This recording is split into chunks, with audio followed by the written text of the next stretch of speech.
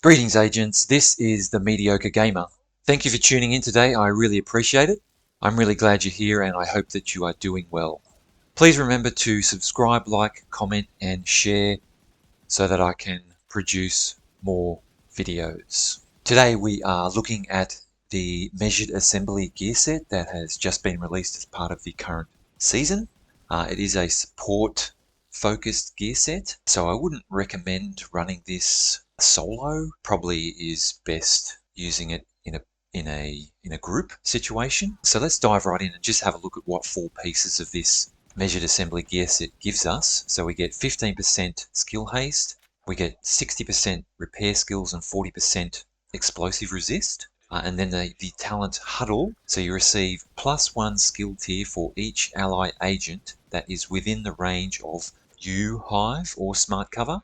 And then while it's skill tier 6, having at least one ally agent in the range of your Hive or Smart Cover for 4 seconds will grant overcharge for 15 seconds with a cooldown of 40 seconds. And then mortars and enemy skills that enter the range of your Hive or Smart Cover will be destroyed. Cooldown is 10 seconds. The cooldown is 20% faster for each ally agent within the range of your Hive or Smart Cover.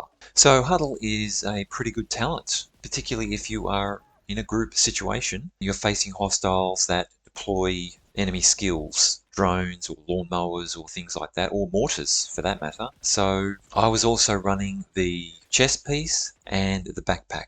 So the chest piece gives Hive Mind, so that decreases the overcharge cooldown from 40 seconds to 25 seconds.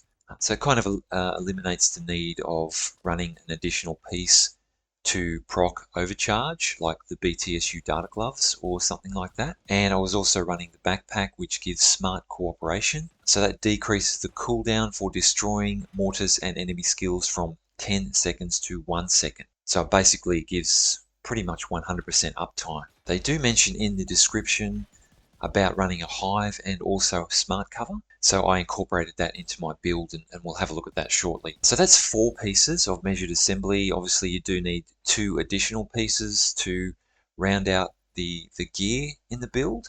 And there's quite some flexibility that you can use or have for those 2 additional pieces. So it's going to depend on your playstyle. It's going to depend on what situation you are in, and it's also going to depend on what gear pieces you have. Here's just a bit of a list of some options. So you could run a Brazos piece for 10% skill haste.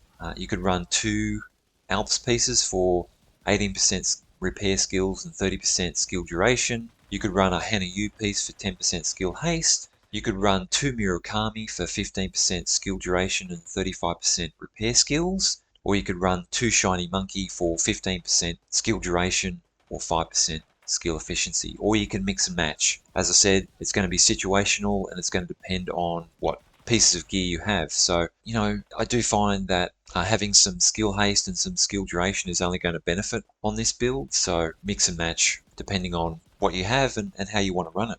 If we do have a look now at the smart cover, so I was running the precision smart cover. You want to be at skill tier 6, so running 4 pieces of measured assembly will give you 4 skill tiers. The other 2, if you're running, a skill-based brand set or something like that, then you probably be at skill 6 skill tiers natively anyway. So at skill tier 6, your precision smart cover will have a 9.6 meter radius, will have a 24-second cooldown with a 24-second duration. Weapon handling will be at 90%, and damage to targets out of cover will be at 37%.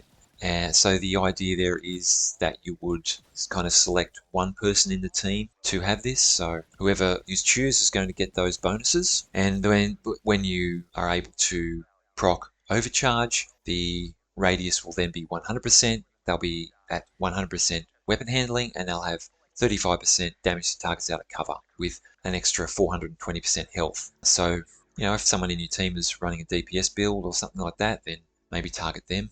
They'll have those bonuses as long as they stay within that radius for the duration, which will be about 25 seconds. So it's really going to be beneficial to them. So as I said, this is a support build. I would not recommend running this solo. Try to keep that in mind when you're putting your pieces together, and also when you're choosing your minor attributes. Maybe with your minor attributes, you might want to look at repair skills, or once again skill haste or skill duration, or even a combination of all three, just to see how you go with it. Now, you may not be aware that can actually purchase from Anea the blueprint for a skill mod for the smart cover. So Anea is located in the base of operations in the White House, just next to the crafting bench. Just go around and see her, buy the blueprint, and then you'll be able to start creating or crafting some mods. Obviously, they are random, what the mods produce.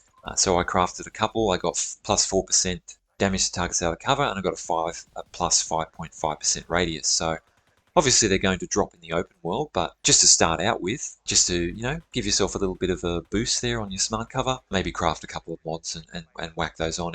The smart cover device itself can take 2 mods. So if you craft either of these, then pop those on, and every little bit counts, doesn't it? So make sure you do that before you go out into the world exploring and taking on hostiles.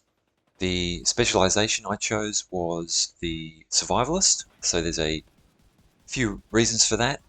The armor repair kit also heals your any group members within 20 meters. You get 10% protection from elites. You get 15% repair skills, and you get 10% skill haste while in cover. Your grenade applies burn to targets within radius. So they are all really handy when you're running a support build. So that is an example of a measured assembly build. Obviously there is quite a lot of customization and modifications you can do with that build. This is just the one that I chose to go with, but I'd be keen to hear your thoughts and your feedback. So if you are running a measured assembly build, then please post in the comments what that build is. Or if you have any feedback or comments on how to improve the build that I'm running, then I would be really keen to hear your thoughts and comments. So that's all for now. Once again, I really thank you for watching. And until next time, agents, you stay safe out there and take care.